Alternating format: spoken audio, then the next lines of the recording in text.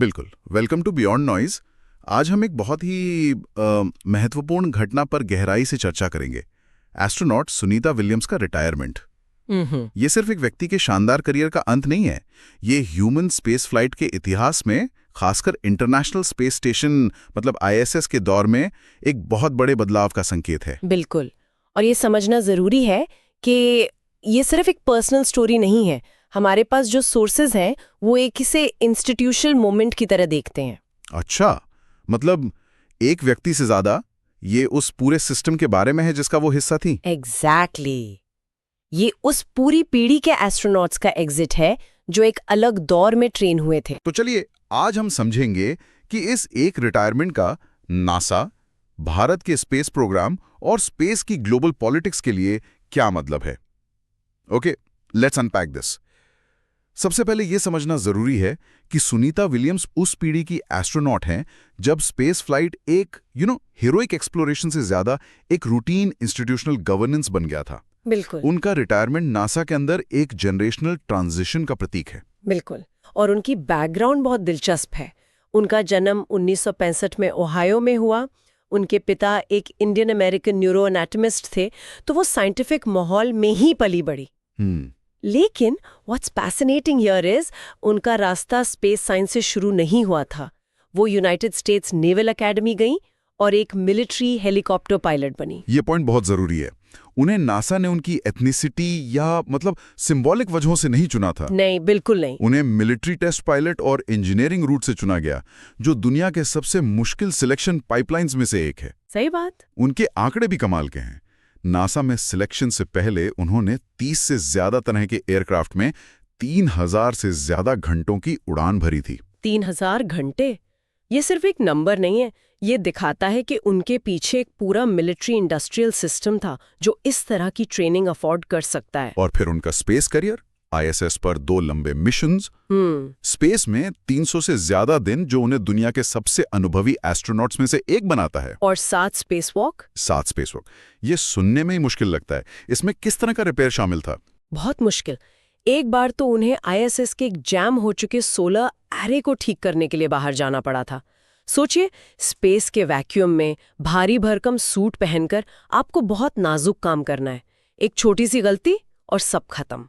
ये सिर्फ technical skill नहीं, ये नर्व्स ऑफ स्टील वाली बात है। और सबसे महत्वपूर्ण, उन्होंने ISS को कमांड भी किया। इसमें तो सिर्फ टेक्निकल स्किल से काम नहीं चलता होगा। बिल्कुल नहीं। ISS को कमांड करना मतलब ऑर्बिट में एक छोटे से देश को चलाने जैसा है। आपका क्रू मल्टीनेशनल है, आपको डिप्लोमेसी भी करनी है और ऑपरेशनल डिसीजन मेकिंग भी, वो भी जानलेवा प्रेशर में। तो वो एक एक्सप्लोरर से ज्यादा एक मैनेजर थी। हाँ, यही पॉइंट सबसे जरूरी है। वो एक ऐसे दौर में काम कर रही थी जब एस्ट्रोनॉट्स एक्सप्लोरर नहीं बल्कि ऑर्बिट में मौजूद एक कॉम्प्लेक्स इंफ्रास्ट्रक्चर के मैनेजर थे। उनका काम था systems maintenance, emergency response, international coordination. तो इंस्टीट्यूशनली सुनीता विलियम्स स्पेस के प्रोफेशनलाइजेशन को दिखाती हैं।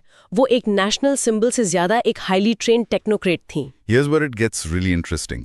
सुनीता विलियम्स कोई अकेली मिसाल नहीं है, ये एक बड़े स्ट्रक्चरल पैटर्न का हिस्सा है। हाँ। पैटर्न ये है कि भारतीय मूल के प्रोफेशनल्स ग्लोबल साइंटिफिक इंस्टीट्यूशंस में तो हैं, लेकिन भारत के अंदर वैसी इंस्टीट्यूशनल कैपेसिटी नहीं है। सही कहा। ये एक स्ट्रक्चरल माइग्रेशन पैटर्न है। इसे समझने के लिए कुछ और नामों को देखना होगा। जैसे कि कल्पना चावला। बिल्कुल।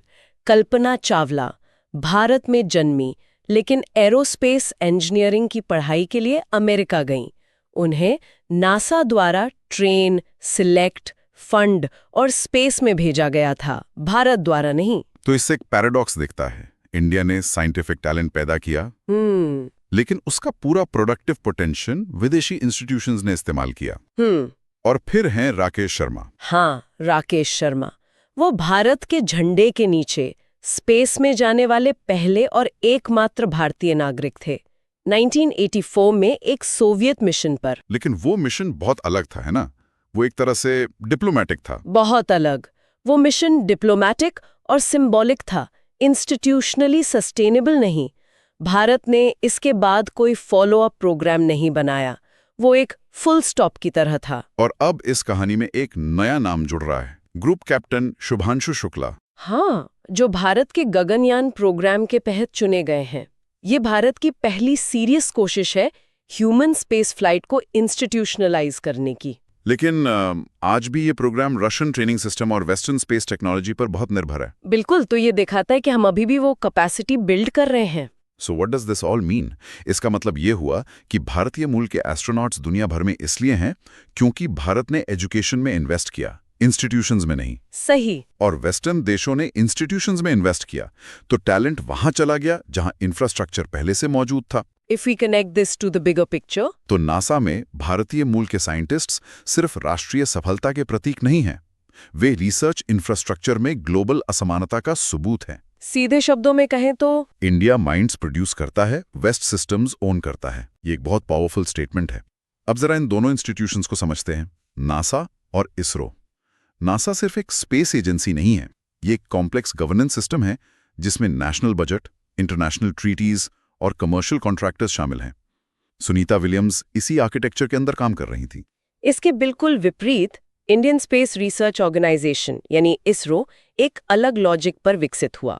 इसरो का फोकस था satellite communication, weather forecasting, navigation systems, मतलब डेवलपमेंट ओरिएंटेड एप्लीकेशंस पर। हाँ, दशकों तक इसरो ने जानबूझकर ह्यूमन स्पेस फ्लाइट से दूरी बनाए रखी। तो भारत ने इतने सालों तक अपने एस्ट्रोनॉट्स क्यों नहीं बनाए? क्या टैलेंट की कमी थी? नहीं, टैलेंट की कमी कभी नहीं थी। ये एक स्ट्रेटेजिक चॉइस थी। अच्छा। भारत ने प्रेस्टीज पर अर्थ ऑब्जर्वेशन को प्राथमिकता दी। ह्यूमन स्पेस फ्लाइट को हाई कॉस्ट, हाई रिस्क और लो डेवलपमेंटल इम्पैक्ट वाला माना जाता था।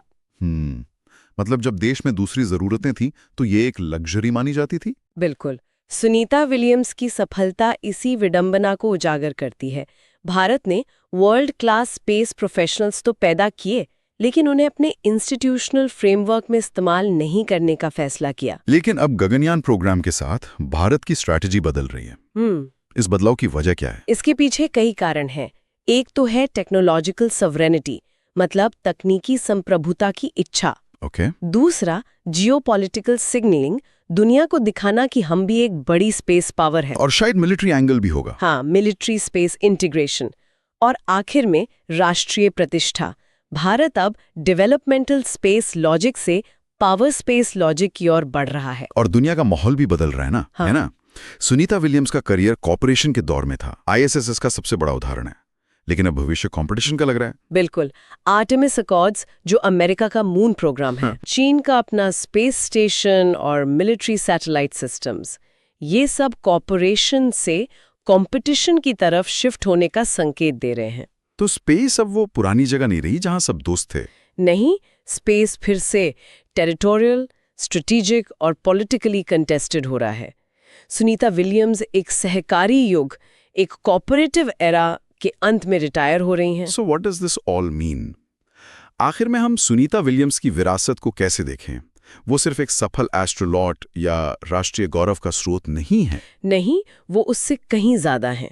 वो globalisation of science, institutionalisation of space और पोस्ट नेशनल एक्सपर्टीज का प्रतीक है। पोस्ट नेशनल एक्सपर्टीज, इसका क्या मतलब है?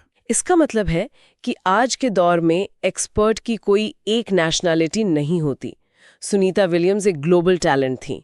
उनकी जड़ें भारत में थीं, लेकिन उनका पूरा करियर अमेरिकन सिस्टम में बना। तो उनकी कहानी एक व्यक्ति की सफलता की कहानी नहीं है।